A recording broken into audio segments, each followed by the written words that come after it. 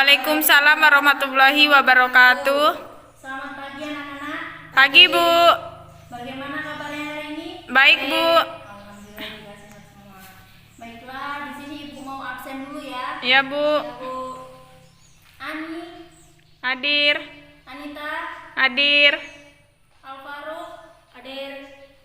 Anissa, Hadir. Bayu, hadir. Caca, Hadir. Cici, Hadir. Bella, Hadir. Desi, Hadir. Destia, Hadir. Daka, hadir. Eka, Hadir. Fatur, Hadir. Indah, Hadir. Kusnur, Hadir. Mela, Hadir. Siska, Hadir. Dela. Hadir. Oke, jadi hadir semua ya hari ini. Hadir Bu. Baiklah, untuk hari ini kita berdoa terlebih dahulu ya sebelum memulai pelajaran kita hari ini. Berdoa mulai. Berdoa selesai. Baiklah, di sini Ibu akan melanjutkan untuk materi kita selanjutnya ya. Untuk materi kita selanjutnya kita akan membahas yaitu satu untuk pengertian peta ya. Terus yang kedua tujuan dari peta. Yang ketiga fungsi peta.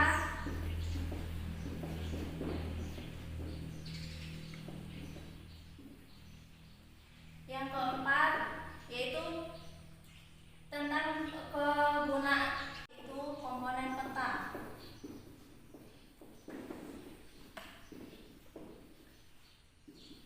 Yang kelima yaitu jenis-jenis tentang peta.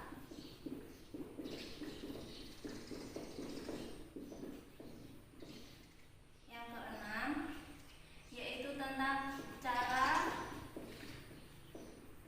membaca peta. Yang pertama kita akan membahas terlebih dahulu submateri pengertian dari peta. Peta sendiri yaitu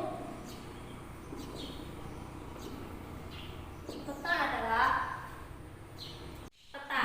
Jadi peta adalah sebuah gambaran bentuk muka bumi dengan skala yang dibentuk dengan skala tertentu ya, dalam bentuk bidang datar. Terus kemudian ini peta tersebut dibentuk dalam bentuk proyeksi. Jadi bentuk proyeksinya ini terbagi menjadi dua yaitu satu yaitu peta konvensional. Peta konvensional ya.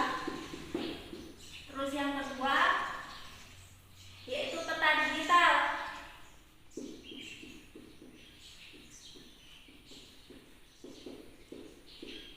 Untuk peta konvensional sendiri yaitu peta yang biasanya tuh kita buatnya tuh di kertas atau bisa dibuat di sebuah kain. Terus kemudian ya untuk yang peta digital ini biasanya dibentuk dalam sebuah bentuk aplikasi seperti ArcGIS yang kemudian tuh dibentuk atau dibuat tuh di sebuah laptop. Jadi peta digital ini mudah misalkan untuk dibawa atau tidak berat seperti peta konvensional. Terus selanjutnya yaitu pengertian peta menurut para ahli. Menurut para ahli ya.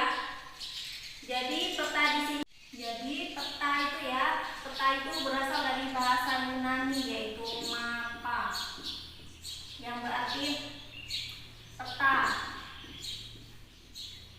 Dalam bahasa Inggrisnya itu yaitu map. Jadi dalam bentuk map ini kalau misalkan kita sekarang ya, misalkan map yang ada di aplikasi HP atau bisa juga bentuk GPS. Terus kemudian jadi peta ini memiliki berbagai bentuk ya, mulai dari konvensional, digital, bahkan bisa bentuk dalam aplikasi. Seperti yang sekarang ini sudah ada bentuk aplikasi seperti map. Jadi mapa ini juga dalam bahasa Yunani tuh dia digunakan seperti dibentuk kayak seperti taplak meja seperti itu ya. Jadi bentuk peta atau kertas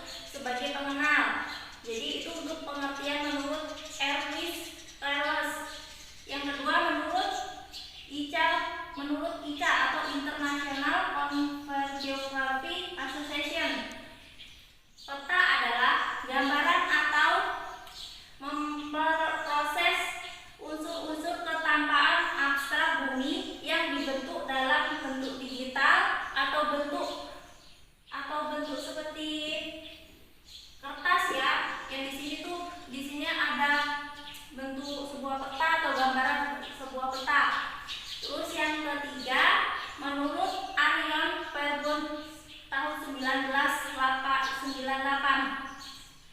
Peta diartikan sebagai gambaran permukaan bumi dengan bidang datar gambaran pada bidang datar yang proyeksinya dibentuk seperti digital ya. Terus kemudian menurut para ahli yang keempat yaitu koordinasi suatu peta yang dibuat atau wahana yang penyimpanannya dibentuk dalam sebuah gambaran atau bentuk digital, bisa juga bentuk gambar di kertas. Jadi mereka membuat peta tuh digital dan juga di kertas. Selanjutnya kita akan mempelajari tentang tujuan dari peta ya. Setiap pembuatan peta itu pasti mempunyai tujuan masing-masing, ya kan? Jadi tujuan dari peta di sini ada 3 macam. Yang pertama itu untuk menyimpan data-data atau data permukaan bumi. Misalkan di sini data permukaan bumi tentang wilayah, desa ataupun tentang nama-nama kota di daerah kita. Terus selanjutnya untuk yang kedua untuk menganalisis data. Misalkan menganalisis data ini data yang kita dapatkan dari kita tinjau ke tempat langsung seperti itu ya. Jadi kita cari tahu sendiri bagaimana tempatnya itu, lokasinya seperti apa. Jadi kita tahu dan kita analisis melalui peta tersebut. Terus yang ketiga, memberikan informasi dalam perancangan tata kota permukaan, memberikan permukaan bumi atau pemukiman itu lebih jelas. Biasanya ini digunakan untuk kita akan membangun suatu pemukiman atau pedesaan. Bisa juga kita menggunakan dari peta yang kita tahu itu ya. Terus selanjutnya kita akan mempelajari tentang fungsi dari peta. Fungsi dari peta ini pasti banyak. Sebelumnya ada yang sudah tahu belum? Enggak, Bu. Oh, jadi belum tahu ya. Belum, Bu. Jelaskan terlebih dahulu ya. Jadi secara umum peta ini dibagi menjadi beberapa bagian ya. Yang pertama yaitu berfungsi untuk menentukan lokasi. Fungsinya yaitu satu, untuk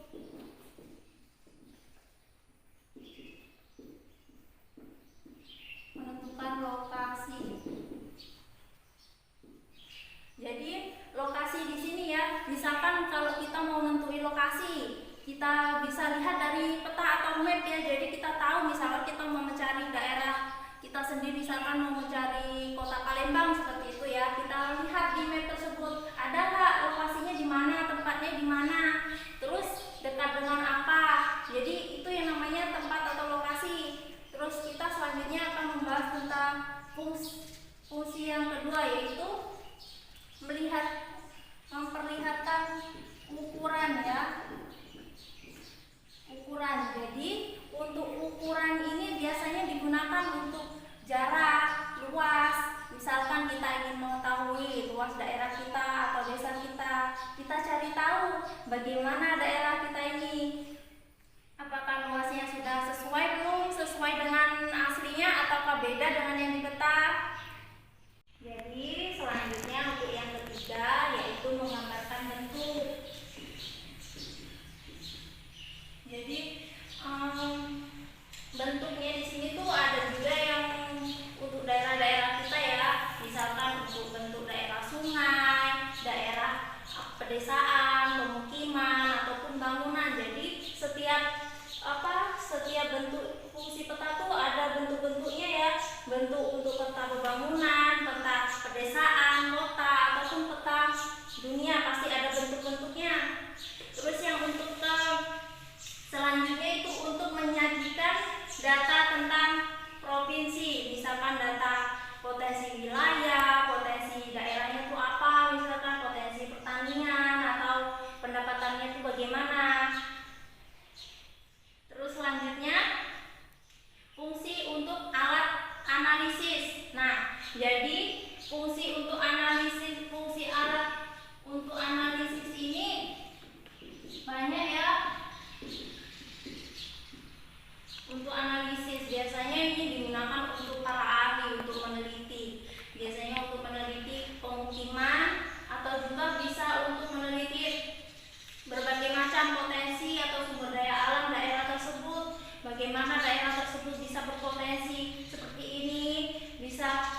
pemukimannya seperti apa. Terus kemudian lanjut untuk fungsi yang selanjutnya untuk menganalisis atau rencana untuk pembangunan ya. Peta juga bisa dibentuk untuk rencana pembangunan.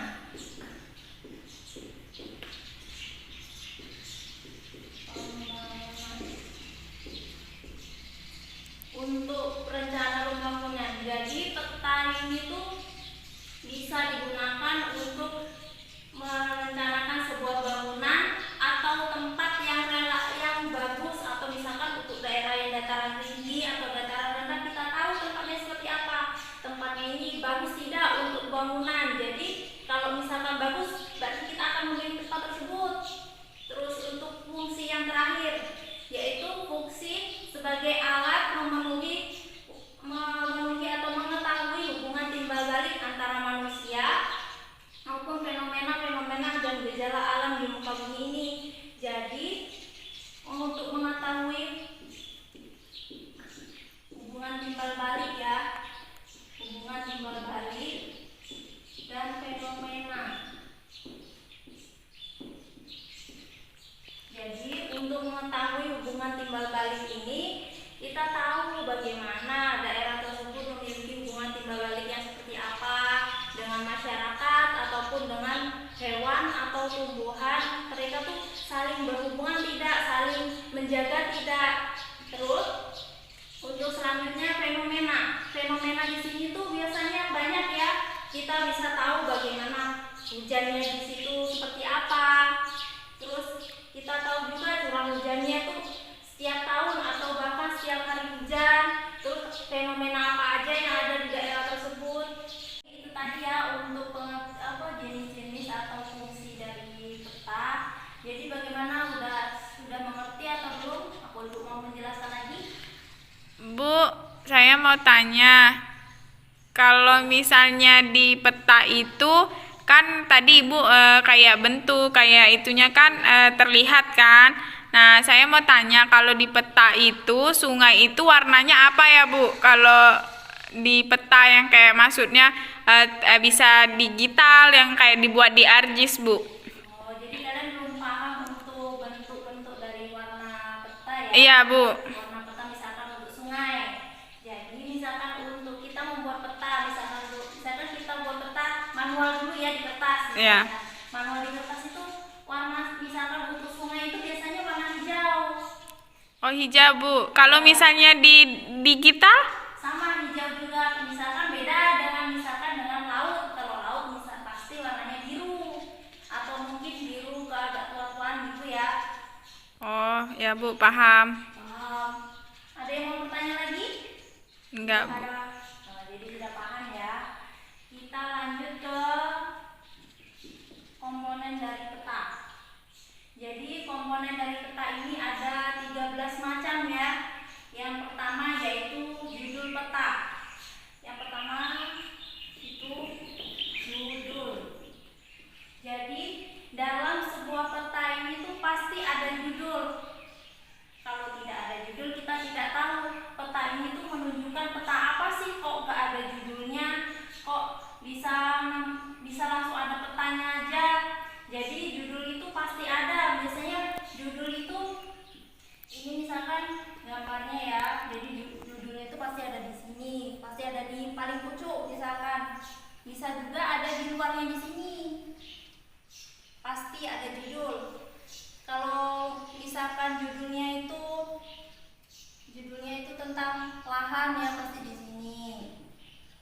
Jadi di sini petanya. Jadi itu untuk peta ya, untuk judul. Kemudian yang kedua yaitu arah atau mata angin. Biasanya arah atau mata angin ini mata angin ya. Mata angin ini biasanya kita menunjukkan arah, misalkan arah selatan, arah timur, arah barat, atau arah yang ingin kita tahu ya.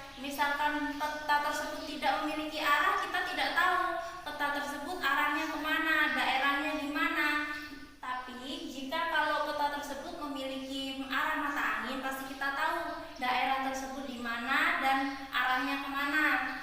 Dalam sebuah peta tuh pasti memiliki arah mata angin. Biasanya arah mata angin itu seperti ini ya. Ini utara, ini selatan, ini timur, ini barat. Nah, seperti itu. Kalau digambar seperti ini, misalkan dibuat di peta yang lain bisa sesuai dengan keinginan kita mau bentuk mata anginnya seperti apa. Terus kemudian selanjutnya skala. Jadi skala ini yaitu jarak 3 ya. Skala. Jadi skala ini jarak yang ada peta dan jarak yang ada pada permukaan bumi yang sebenarnya itu berbeda. Biasanya kalau di peta itu misalkan seperti ini, 1 berbanding 1000, itu baru dinamakan dengan skala. Jadi skala yang ada pada peta dan skala yang ada di permukaan bumi itu beda. Untuk skala yang ada di peta itu lebih diperbesar. Jadi kalau misalkan di permukaan bumi itu beda ya dengan yang digambar. Jadi skala ini terbagi menjadi 3 ya. Skala ini terbagi 3. Yang pertama yaitu skala grafis. Skala grafis di sini yaitu skala yang perbandingannya 1 berbanding 250.000.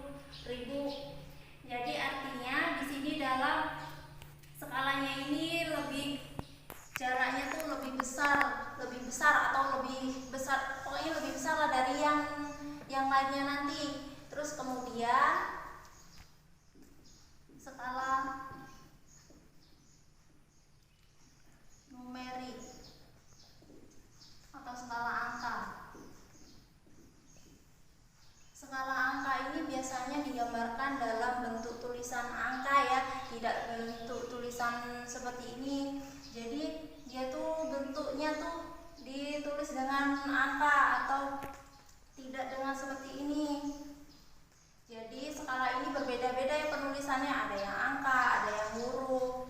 Terus untuk yang ketiga skala yaitu tentang skala verbal. Skala verbal. Jadi untuk skala verbal ini biasanya tuh dibentuk dalam seperti variabel. Jadi kita tahu bentuk skalanya tuh panjangnya seberapa, luasnya seberapa. Kita tahu bahwa skala ini dibentuk berbagai macam. Jadi ada 3. Siapa yang sudah tahu tadi? Sudah paham atau belum? Sudah, Bu. Oke, kalau sudah paham kita lanjut yang selanjutnya yaitu simbol.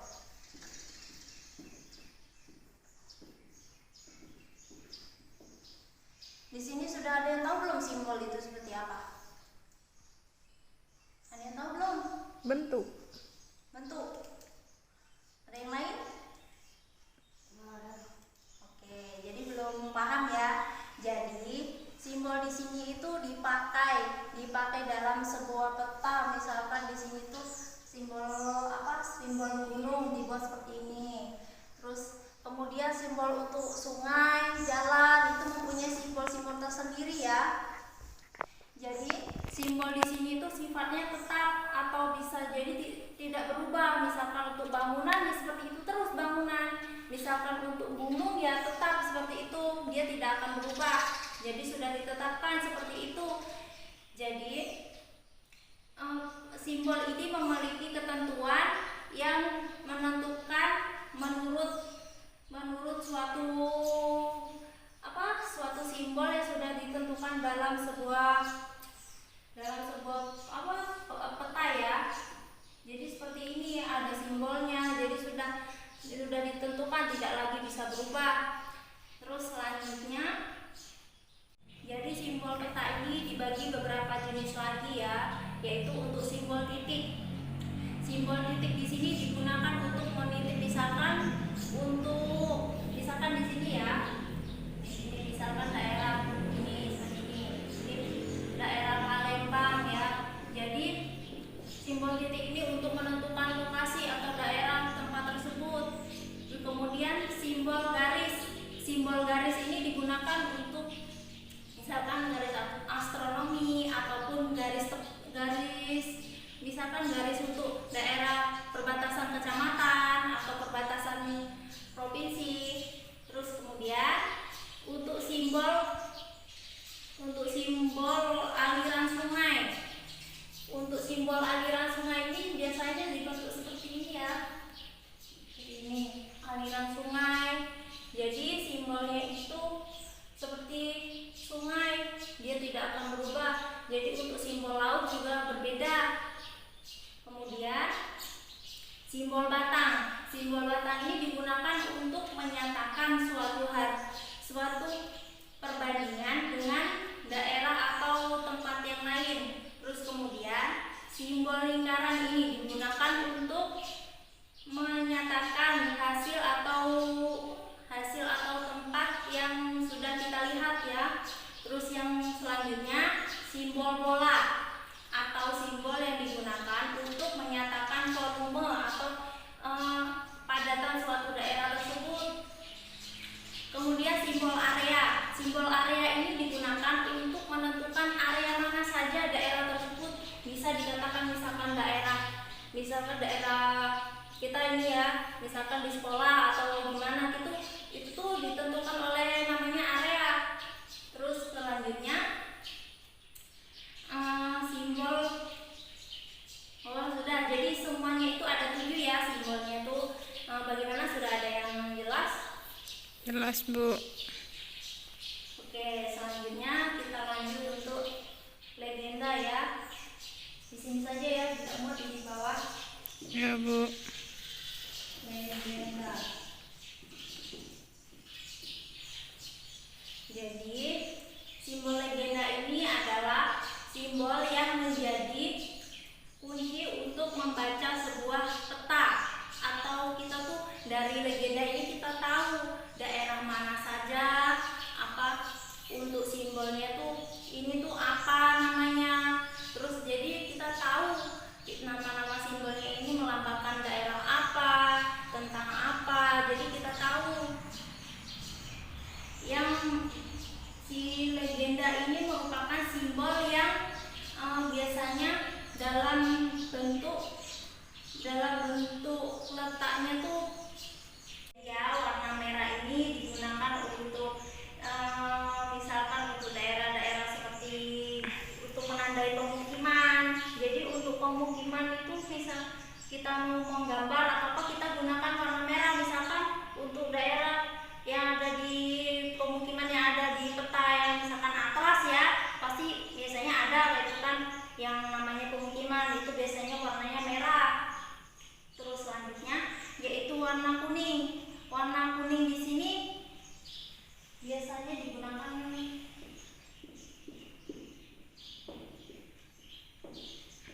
warna kuning. Biasanya warna kuning di sini itu digunakan untuk menunjukkan suatu daerah yang memiliki ketinggian di atas 1000 meter di atas permukaan laut ya. Dan biasanya daerah ini memiliki ketinggian seperti ini, misalkan di daerah pegunungan, dataran tinggi. Jadi warnanya seperti ini, warna kuning untuk daerah-daerah yang memiliki dataran tinggi. Misalkan untuk daerah yang memiliki dataran rendah pun mereka akan memiliki warna yang berbeda lagi.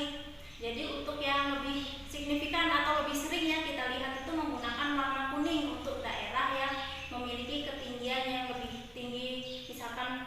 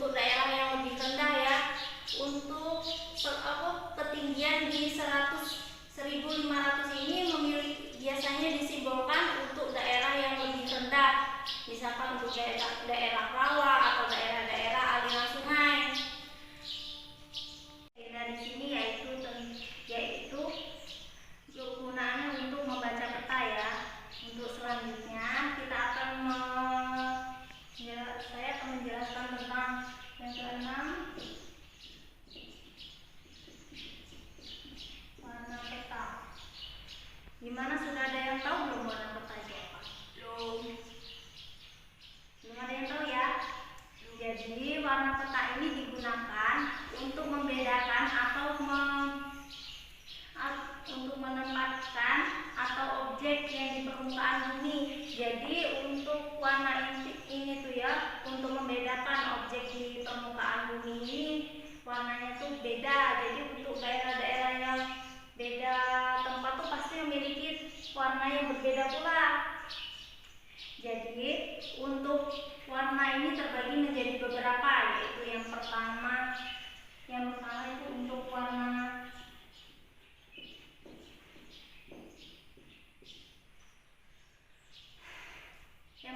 yaitu warna hijau.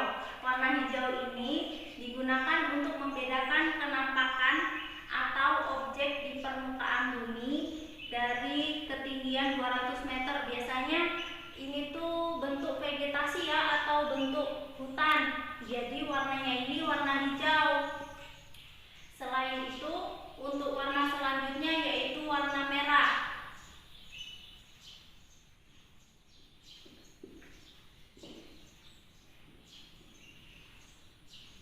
Warna merah di sini yaitu warna yang menunjukkan bahwa daerah itu berada di ketinggian. Yang selanjutnya ya, untuk warna kecoklat-coklat muda.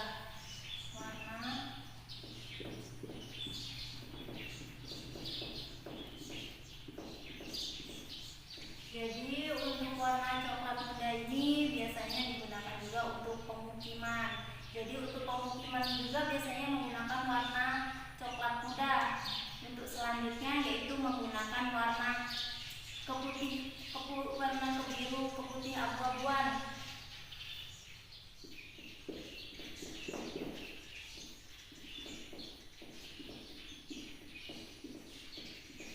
Jadi warna ini biasanya digunakan untuk menggambarkan bahwa daerah tersebut misalnya untuk laut atau samudra biasanya menggunakan warna seperti ini. Untuk ini juga biasanya digambarkan untuk menggambarkan awan yang ada di daerah tersebut. Terus selanjutnya yaitu warna biru muda. Warna biru muda ini juga sering digunakan untuk melambangkan daerah tersebut laut atau daerah awan ya.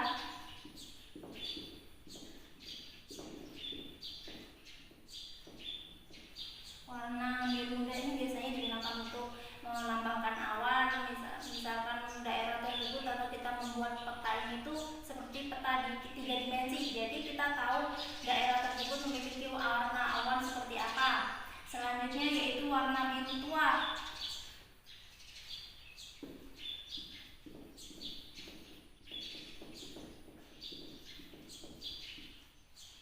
Jadi untuk warna biru tua ini biasanya digunakan untuk menunjukkan bahwa daerah tersebut memiliki kedalaman yang lebih dalam dari daerah tersebut.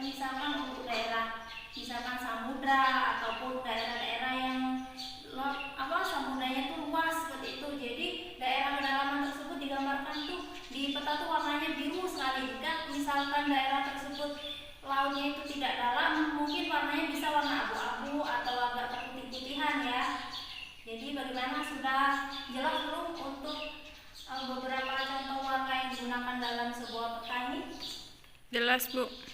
Oke, selanjutnya kita lanjut lagi ya untuk garis astronomi. Yang ke-7 ya.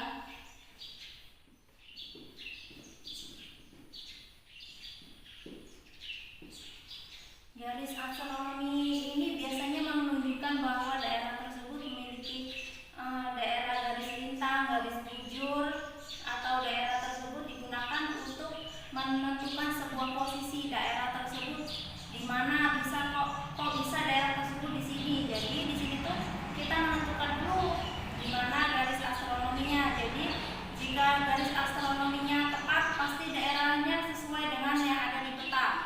Kemudian yang selanjutnya yaitu garis tepi.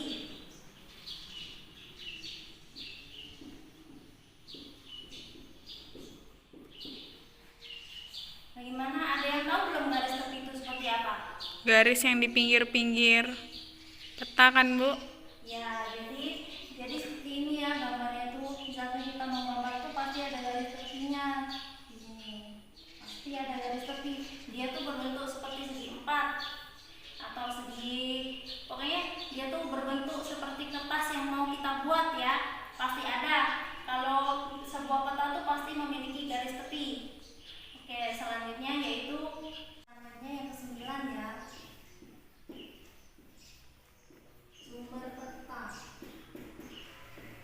Jadi sumber peta ini biasanya digunakan untuk kita mengetahui ya sumber peta ini itu dari mana, siapa yang membuatnya. Jadi kalau sebuah peta itu memiliki sumber, kita tahu sumber itu resmi atau tidak. Jadi biasanya sumber ini tuh yang mengeluarkan peta tersebut. Misalkan datanya itu sesuai atau tidak, asli atau tidak peta tersebut. Terus selanjutnya yaitu tahun pembuatan peta. Yang ke-10 ya.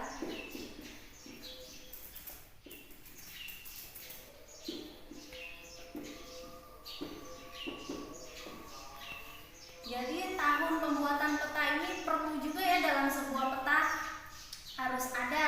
Jika tahun ini tidak ada, mungkin kita tidak tahu tahun peta tersebut itu munculnya tahun berapa juga dia dibuat. Jadi tahun ini sangat penting dalam sebuah peta. Terus selanjutnya yaitu insert.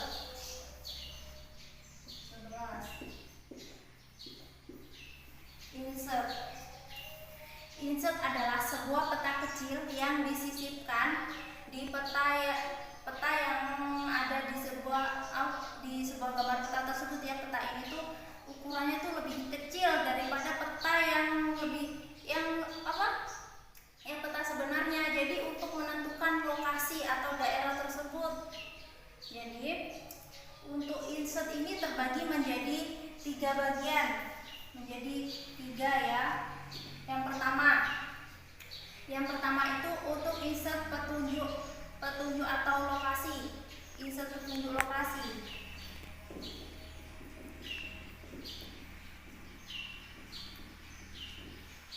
Jadi untuk insert petunjuk lokasi ini berfungsi untuk menunjukkan letak atau daerah yang dikenali untuk daerah tersebut. Terus kemudian insert penjelas.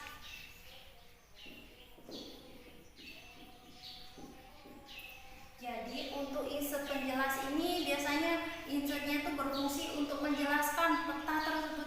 Ini tuh jelasnya lokasinya di mana, letaknya di mana. Jadi ini berfungsi juga untuk menjelaskan lokasi tersebut. Untuk selanjutnya yaitu insert penyambung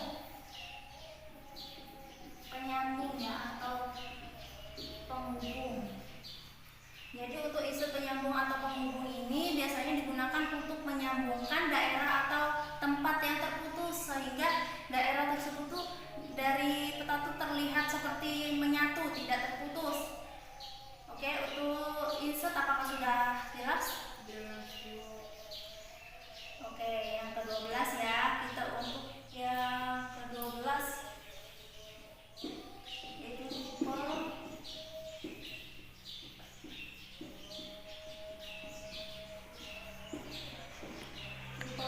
ya. Tipe huruf ini digunakan untuk menulis keterangan pada sebuah simbol. Jadi untuk setiap tipe huruf ini digunakan untuk menuliskan sebuah simbol. Misalkan yang pertama untuk objek hipoprogresif atau ditulis dengan menggunakan huruf tegak.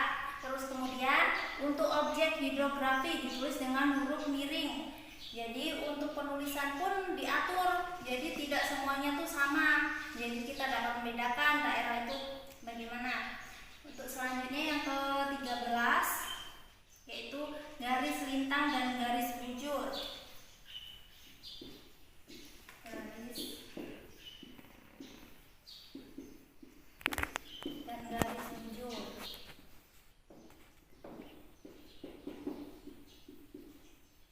Garis lintang dan garis bujur ini biasanya digunakan untuk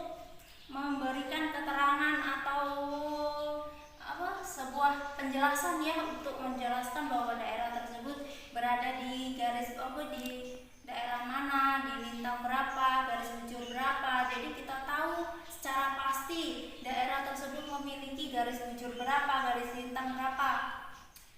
Jadi baiklah, itu penjelasannya. Bagaimana, udah jelas apa belum? Sudah, Bu. Oke, selanjutnya kita akan lanjut untuk jenis-jenis peta ya. Jenis-jenis peta di sini yaitu jenis peta ini berdasarkan isinya atau yang lainnya itu terbagi menjadi 5 bagian, yaitu untuk yang bagian pertama yaitu berdasarkan isi. Peta berdasarkan isi ini terbagi menjadi beberapa macam ya. Yang pertama yaitu peta umum. Peta umum ini digambarkan atau penampakannya di bumi ini dia tuh seperti bentuk fenomena alam atau kehidupan di permukaan bumi. Jadi dia dibentuk dalam sebuah peta. Jadi dia terbagi menjadi beberapa bagian lagi, terbagi menjadi 3 bagian. Yang pertama yaitu peta topografi, terbagi menjadi 3.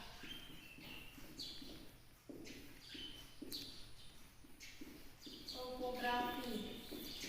Peta topografi ini biasanya digunakan untuk menggambarkan permukaan bumi secara lengkap, bahwa daerah tersebut itu lengkap secara potensi penduduknya, untuk daerah, desa, kota atau yang lainnya itu lengkap, penjelasannya berada di situ semua.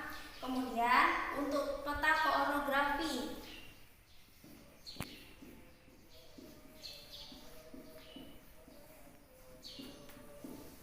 Peta koorografi ini biasanya digunakan untuk menggambarkan seluruh permukaan bumi secara umum.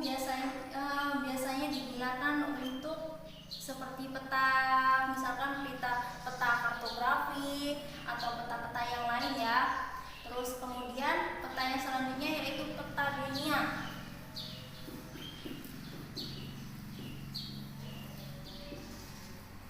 Peta dunia di sini biasanya digunakan untuk menjelaskan bahwa peta tersebut menjelaskan tentang seluruh yang ada di permukaan bumi ini. Misalkan dia itu dibentuk dalam sebuah peta digital ataupun bentuk peta kertas ya. Jadi kita tidak harus tahu atau kita cari tahu sendiri bagaimana sih bentuk bumi ini, terus petanya seperti apa. Jadi kita tahu dari peta dunia ini. Jadi bagaimana, sudah jelas? Jelas. Oke, yang kedua yaitu peta tematik. Peta tematik di sini yaitu peta yang digunakan atau biasanya peta ini tuh biasanya peta yang digunakan.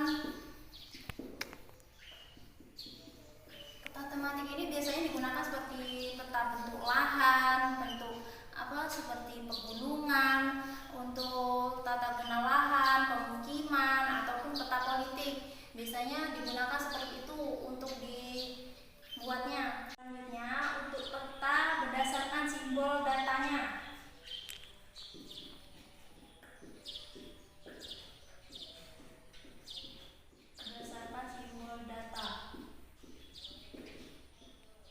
Berdasarkan simbol data. Jadi peta ini biasanya terbagi menjadi beberapa bagian lagi ya. Peta ini tuh diambil atau dibuat tuh berdasarkan data yang kita dapat, baik itu secara langsung ataupun kita mendapatkannya itu dari kita melihat peta yang sudah ada ya.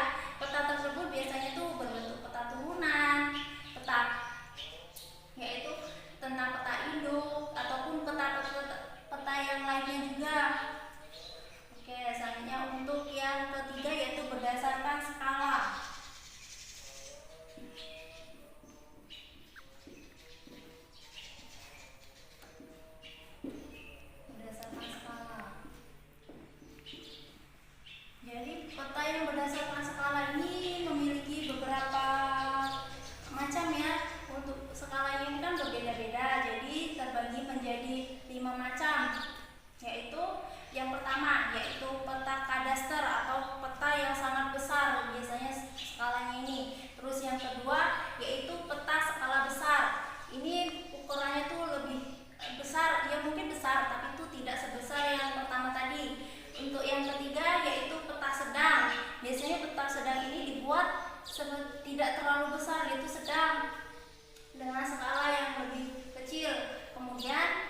keempat yaitu peta skala kecil. Peta skala kecil ini biasanya dibuat dengan peta yang skalanya itu lebih kecil dari peta-peta yang sebelumnya dibuat.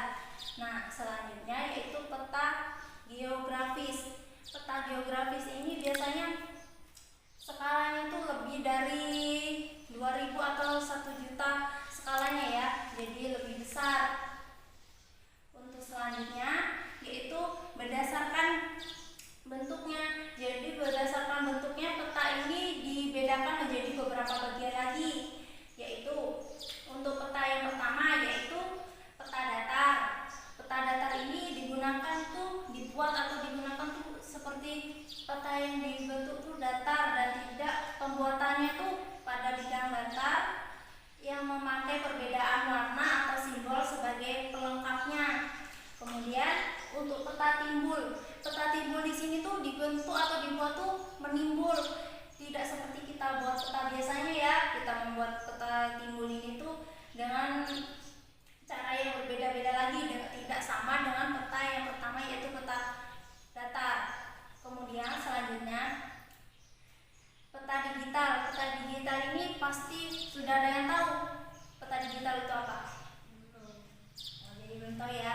Peta digital di sini biasanya dibuat di dalam sebuah komputer, atau biasanya kita sering lihat ya, biasanya orang yang sering membuat orang yang sering mempelajari kartografi, mereka sering membuat peta digital. Nah, untuk selanjutnya yaitu peta foto. Biasanya peta di sini dibentuk atau dibuat berbentuk foto, jadi tidak dibuat secara langsung misalkan dengan kamera seperti itu. Yaitu peta yang berdasarkan tingkat kedetailannya terbagi menjadi 3, yaitu peta yang pertama yaitu peta detail. Jadi petanya di sini dibentuk atau digambar secara detail. Terus kemudian yang kedua yaitu peta semi detail. Jadi petanya ini juga digambar sangat detail juga, tapi dia lebih detail dari yang sebelumnya. Yang ketiga yaitu peta tinjau atau peta yang dengan skalanya 1000 berbanding 250.000. Itu skalanya lebih besar ya. Jadi skala yang lebih besar ini mungkin skalanya ini mempengaruhi juga lebih jelas petanya tersebut. Oke, selanjutnya kita akan masuk untuk yang terakhir yaitu cara membuat peta. Yang pertama ya, untuk cara membuat peta ini menentukan atau melengkapi, kita melihat peta-peta tersebut misalkan simbol. Terus kemudian menentukan daerah yang ingin kita tahu. Terus yang ketiga yaitu menyebutkan atau melengkapi apa yang ada dalam sebuah peta tersebut. Terus kemudian yang terakhir menentukan atau melihat apa aja objek yang ada di peta tersebut. Jadi bagaimana untuk materi yang Ibu jelaskan hari ini, apakah sudah jelas? Jelas, sangat jelas, Bu. Oke, baiklah, sudah sangat jelas. Di sini ada yang bisa menjelaskan atau menyimpulkan materi kita hari ini? Jadi tidak ada ya, Ibu. Jadi Ibu simpulkan ya. Kita hari ini membahas tentang peta. Jadi peta di sini yaitu bentuk permukaan bumi yang digambarkan dalam bentuk bidang datar dengan skala tertentu. Dan kemudian kita juga mempelajari tentang fungsi-fungsi peta, itu untuk apa, digunakan untuk apa. Kemudian kita mempelajari juga tentang tujuan dari peta. Peta tersebut digunakan untuk apa, untuk tujuan apa. Terus selanjutnya kita juga mempelajari tentang komponen-komponen yang ada dalam sebuah peta. Jadi kita tahu apa aja yang ada dalam sebuah peta tersebut. Jadi lengkap atau tidak. Kalau jika lengkap pasti kita tahu bagaimana cara membacanya, kita tahu apa aja yang ada di dalamnya. Terus kemudian kita juga bisa mempelajari tentang cara pembuatan dalam sebuah peta. Bagaimana cara kita mengetahui daerah tersebut atau daerah-daerahnya itu bagaimana. Jadi kita tahu. Jadi bagaimana, sudah paham semua atau belum? Paham, Bu. Oke, jika sudah paham semua, Ibu beri tugas ya untuk kalian untuk membuat sebuah peta. Bisa nggak kalian membuat peta? Bebas untuk peta apa aja. Insya Allah. Oke, nanti dikumpulkan untuk minggu selanjutnya ya. Untuk materi selanjutnya kalian juga akan mengumpulkan itu sebagai tugas hari ini. Jadi baiklah, mungkin waktunya sudah habis juga ya. Untuk hari ini Ibu cukupkan. Untuk materi selanjutnya akan disampaikan minggu depan. Lebih dan kurangnya Ibu mohon maaf. Assalamualaikum warahmatullahi wabarakatuh. Waalaikumsalam warahmatullahi wabarakatuh.